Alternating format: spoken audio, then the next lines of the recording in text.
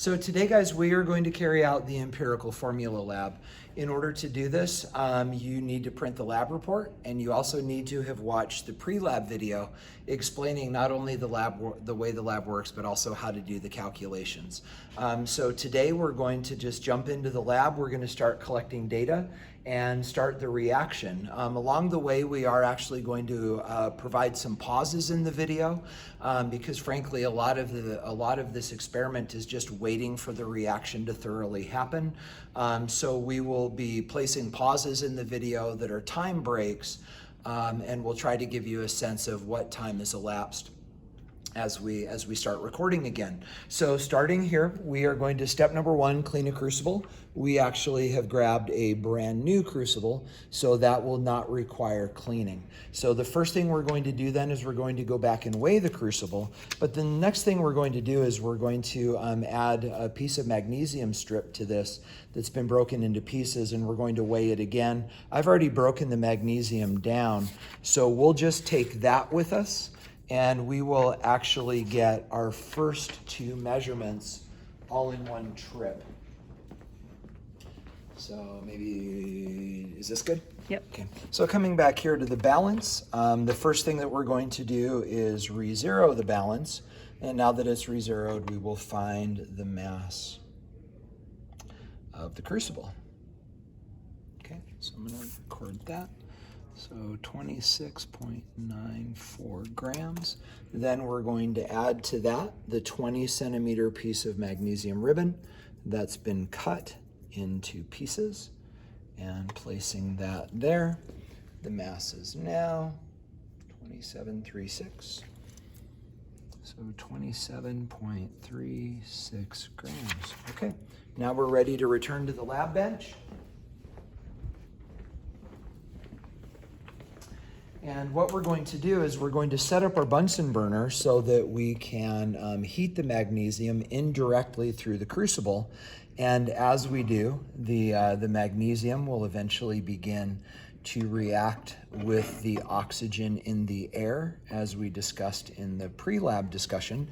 And we will allow this to react for 15 minutes. So once we have the reaction started, we'll actually be pausing the video, and we will come back at some point and give you a sense of what the reaction is doing. So we have the ring stand set up such that the flame of the Bunsen burner will rest ideally, optimally underneath the crucible. We get our Bunsen burner lit and going.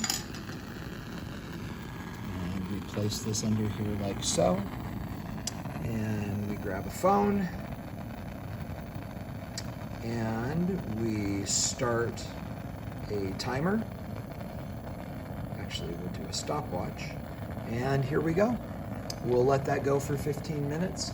And we will pause the video here, the recording here, and we will jump back in when something has started to take place.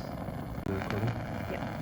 Okay, we're back at 3 minutes and 40 seconds, and looking down inside the crucible, you'll notice that the magnesium has begun to react with the oxygen in the air. You can certainly see that, I think, in the video. You can see that it's kind of whitish. Yeah, it may be a little bit hard to make out, but you certainly should be able to see that the metal is no longer a shiny metallic gray color. The magnesium is now a powdery white ash, which is actually the product of the magnesium reacting with the oxygen in the air. We are now about 4.5 minutes into our 15-minute reaction. Frankly, at this point, there's not much else to see. We just need to continue to heat this so that all of the magnesium has the opportunity to react. So we're just going to let this cook for another 10 minutes. Once that's done, we will restart the video and we'll continue on with the lab. So we're back now. This has been heating for 15 minutes. And while you don't see a lot of change from what you saw previously, in fact, it's now fully reacted. All the magnesium is fully reacted with the oxygen. So at this point, we will just shut this off.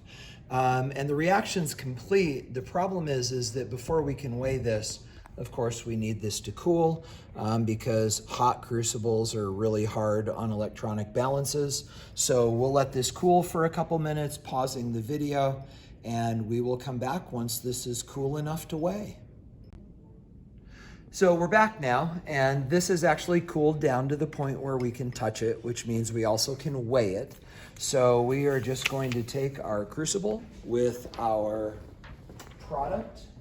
Which balance were we on? Bench E, yeah. All right, so we're gonna come back here. We're gonna re-zero this guy again, and placing that on there, we have our final mass, 27.53. Looking at the data, you'll notice that the mass actually went up during the reaction. As we mentioned in the introduction to the lab, the amount that mass went up is actually the amount of oxygen that bonded to the magnesium. So using this information, you should then be able to calculate the mass of the magnesium that you used.